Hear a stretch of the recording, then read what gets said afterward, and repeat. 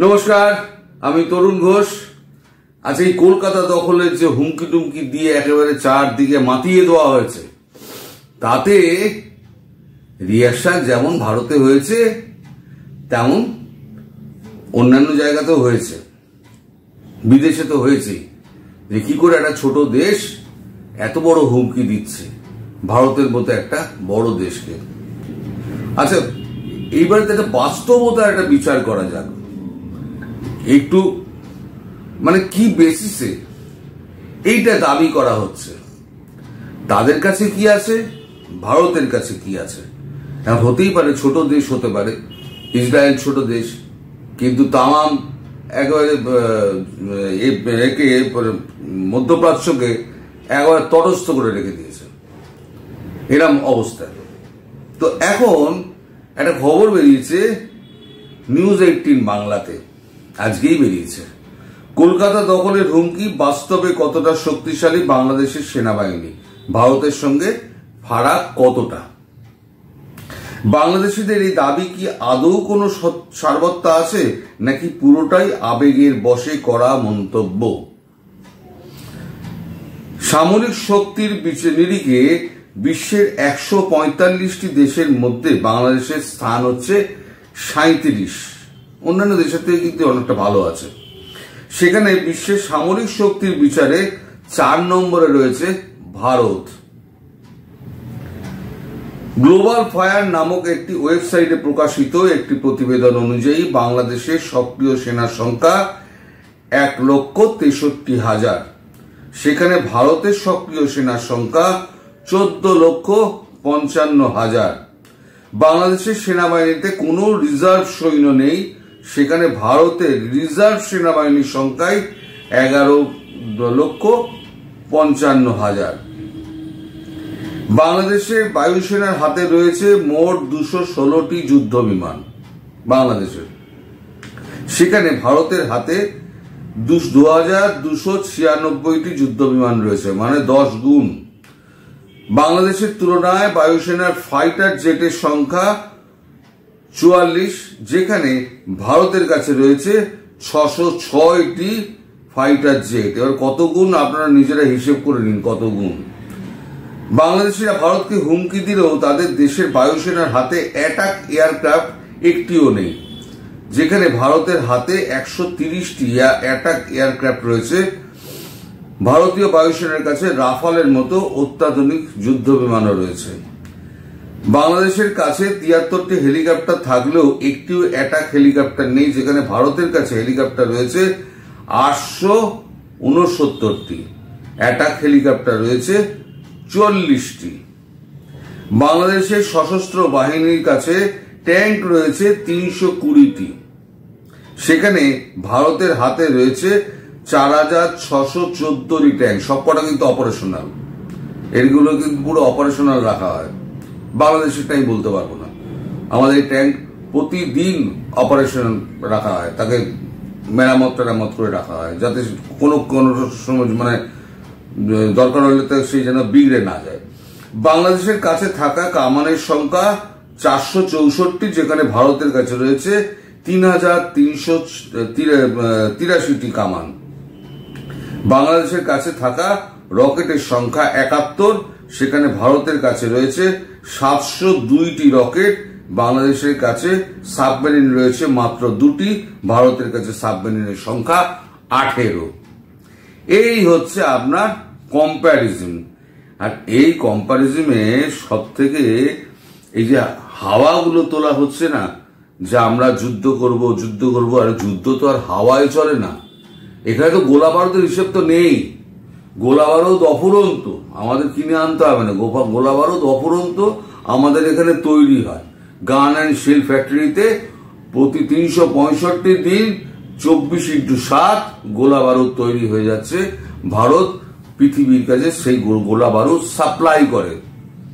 তো এই যে এই সমস্ত যত লাফালাফি হচ্ছে না, তাতে বাংলাদেশের ক্ষতিই কিন্তু হচ্ছে।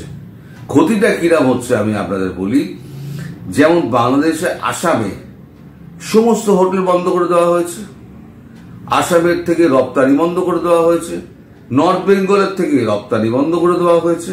মানে যে সমস্ত এক্সপোর্টার ছিল মানে আছে পশ্চিমবঙ্গে, তারা সমস্ত প্রথমে আসাম বন্ধ করলো, তারপর মেঘালয় বন্ধ করলো। এইবারেতে হচ্ছে কি আমাদের রপ্তানি বন্ধ করছে আমাদের পশ্চিমবঙ্গে উত্তরবঙ্গ। শুধু রপ্তানি বন্ধ নয়, আসামে হোটেল বন্ধ হয়ে গেছে, মানে হোটেলে থাকতে দেবে না। এবার উত্তরবঙ্গের হোটেলের অ্যাসোসিয়েশন তারাও বলে দিল যে বাংলাদেশিদের আর থাকতে দেবো না, হোটেলে থাকতে দেবো না। এক তো পতাকা প্রথম, দ্বিতীয় হচ্ছে কলকাতা দখলের হুমকি। বলছে এত বার বেড়েছে, তাহলে পরে একটুখানি মজাই দেখানো যাক, এরকম একটা ভাব আর কি। তো যাই হোক, সেগুলো তো মজার কথা, সেগুলো নিয়ে মানে রসিকতা করা উচিত না। এখন খবর যেটা বেরিয়েছে সেটা হচ্ছে বাংলাদেশি নাগরিকদের জন্য নিষেধাজ্ঞা শহরের হোটেলে। হোটেল মালিকদের একাংশের অবশ্য দাবি, বর্তমানে বাংলাদেশিদের জন্য শুধু মেডিকেল ভিসায় ভারতে আসার ছাড়পত্র রয়েছে। তারা মানে ভবিষ্যতে যখন ছাড়পত্র দেওয়া হবে তখনও হোটেলে জায়গা দেওয়া হবে না আর কি, যেরকম ইঙ্গিত করা হচ্ছে। খবরটা পড়ে শোনাই, তাহলে বুঝতে পারবেন। আজ সোমবার থেকে শিলিগুড়িতে বাংলাদেশি নাগরিকদের রাখবেন না শিলিগুড়ি হোটেল মালিকের একটি বড় অংশ। তাদের সংগঠন গ্রেটার শিলিগুড়ি হোটেল অ্যাসোসিয়েশন রবিবার সন্ধ্যে বৈঠকে এই সিদ্ধান্ত হয়েছে বলে খবর। সংগঠন সূত্রে জানা গিয়েছে, বৈঠকে এই বিষয়ে নিয়ে ভোটাভুটি হয়। অধিকাংশ সদস্য তাদের হোটেলগুলিতে বাংলাদেশি না রাখার পক্ষে মত দিয়েছেন বলে দাবি। এই ফলের প্রেক্ষিতে তারা এই সিদ্ধান্ত নিয়েছে বলে জানিয়েছে। তবে যেসব বাংলাদেশি নাগরিক বিভিন্ন হোটেলে এখনো রয়েছেন তাদেরকে আজকের মধ্যে হোটেল ছাড়তে বলা হয়েছে বলে দাবি করা হয়েছে। এইটা অন্যায়। এখন যারা হোটেলে উঠেছে তারা এখন তাহলে কোথায় যাবে? এইটা অন্যায়। তারা ফিরে যাক, তারপরে আপনি রাখবেন না, সেটা আলাদা কথা। কিন্তু এখন যারা রয়েছে তাদেরকে যদি দুম করে বলেন যে আজকে আপনি হোটেল থেকে চলে যান, এক্ষুনি চলে যান, সে কি রাস্তায় ঢুকিয়ে নিয়ে রাস্তায় বসে থাকবে? এটা ঠিক না, এটাকে আমি সমর্থন করি না একেবারে।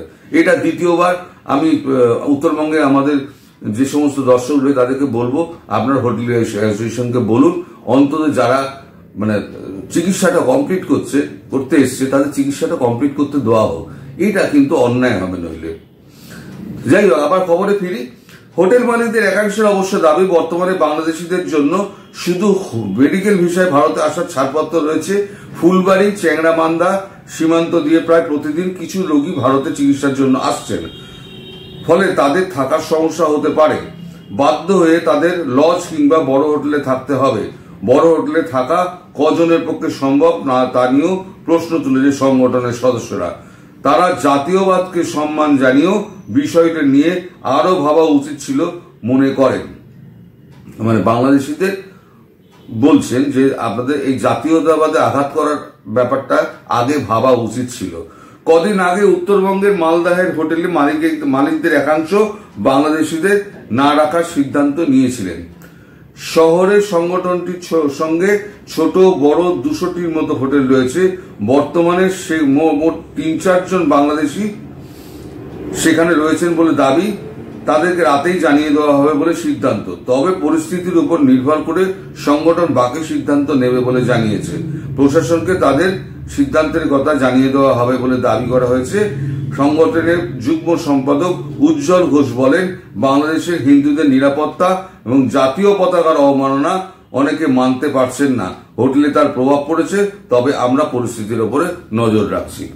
এই যদি আপনাদের কর্মকাণ্ড হয় তাহলে পরে বলুন আপনাদের কে সাপোর্ট করবে? এই যে আমরা তো আর মানে কাউকে বলিনি যে আপনারা এটা করুন। যে যার আবেগে, আমি বলেছিলাম না আমাদের এখানে ছড়িয়ে ছিটিয়ে যেটা ছিল না, আপনারা এই একটা পতাকা পুড়িয়ে আমাদের সবাইকে ইউনাইটেড করে দিয়েছেন। আমি অনেকদিন আগে বলেছিলাম, আমি যা বলি কিন্তু পরবর্তীকালে প্রত্যেকটা খেটে যায়। আমি বলেছিলাম, এবার দেখুন সব কিন্তু এক ছাতার তলায়, জাতীয়তাবাদের প্রশ্নে কিন্তু সব এক ছাতার তলায় চলে এসছে। এই যে পতাকার যে অপমান, আমরা যে পতাকাকে আমরা মাথায় তুলে রাখি সেই পতাকাকে আপনারা গ্রাফিতি করে মাটিতে আপনারা পাড়িয়ে দিয়েছেন। সেটা করেছেন একটা অত্যন্ত অন্যায় কাজ। পৃথিবীর কোনো দেশ এটাকে সাপোর্ট করবে না আপনারা যেটা করেছেন। তো যাই হোক, আপনার যে সমস্ত আপনার ধর্মীয় সংগঠনগুলো আছে তাদের যে নিজস্ব পতাকা আছে, সেই পতাকা আপনার কেউ মাটিতে ফেলে করতে পারবে, পা দিতে পারবে? তাদের সংগঠনের কাছে সেটা হচ্ছে আবেগের বিষয়। তেমনি ভারতবাসীর কাছে ভারতের সব পতাকা হচ্ছে তার আবেগের বিষয়। সেই আবেগকে ঘা দিয়েছেন। বাকি কিন্তু কোনো কিছু অত পাত্তা ভারত দেয় না, ভারতবাসীও দেয় না। এই শুধু আমি কম্পারিজনটা করে দিলাম। এই যারা লাফাচ্ছেন না, এই কতগুলো আমার মতো বয়সী যত বুড়ো আছে, সেই বুড়োগুলো যত লাফাচ্ছেন, এদিন লাফানি না, দুদিন বাদে সমস্ত হাওয়া হয়ে যাবে। এসব ওই টিভিতে ভাষণ দেওয়ার সময় না আবেগে অনেক কিছু বেরিয়ে যায়, পরে বলতে হয় ভাই আবেগে বেরিয়ে গেছে, এটা এডিট করে দাও। কিন্তু এদের সে সমস্ত ব্যাপার নেই। এরা মেজর, সে হাঁটতে পারছে না, সে নিজেই বলছে আমি যুদ্ধে যাব। তো যাই হোক, ভালো কথা, আপনাদের জন্য ভারতবর্ষ অপেক্ষা করে বসে আছে। আপনারা আসুন, এলে পরে আমরা আপনাদের মোকাবিলা করব। দেখা যাক গাজওয়ায়ে হিন্দ মানে বাস্তবে হয় কিনা। আপনার তো কোথায় লেখা টেখা আছে না, সে গাজওয়ায়ে হিন্দ হবে। একদিন সমস্ত মুসলিমরা সারা ভারতবর্ষ দখল করে নেবে। পাকিস্তান গাজওয়ায়ে হিন্দ করতে গিয়ে এই ৭৪-৭৫ বছরে শেষ হয়ে গেল।